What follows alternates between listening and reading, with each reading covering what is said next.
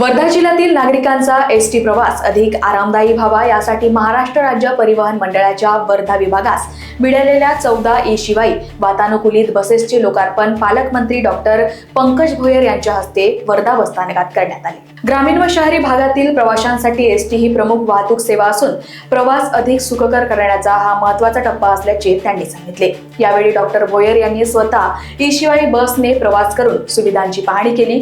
कार्यक्रमाला नगराध्यक्ष सुधीर पांगोळ यांच्यासह एसटी मंडळाचे कार्यकारी अधिकारी व कर्मचारी उपस्थित होते।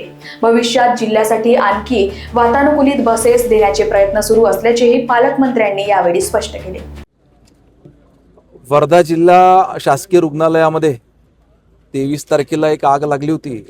त्याच्यामुळे सुदैवानं कुठली जीवितहानी झाली नाही, परंतु भविष्यात अशा घटना घडू नये याच्याकरता पाहणी करण्यात आली, प्रशासनासोबत चर्चा करण्यात आली आणि ही आग कशामुळे लागली याची चौकशी समिती देखील त्या ठिकाणी नियुक्त करण्यात आली। लवकरच त्या समितीचा अहवाल समोर येईल। फायर ऑडिट करण्याकरता त्या ठिकाणी सांगितलेलं आहे, इलेक्ट्रिकल ऑडिट, बिल्डिंग ऑडिट करायचं आहे आणि भविष्यात अशा घटना या ठिकाणी घडू नये याच्याकरता अजून चांगल्यात चांगल्या दर्जेदार सुविधा देण्याचा प्रयत्न आमचा या ठिकाणी राहणार आहे। Bureau report, Lokvahini media, Wardha.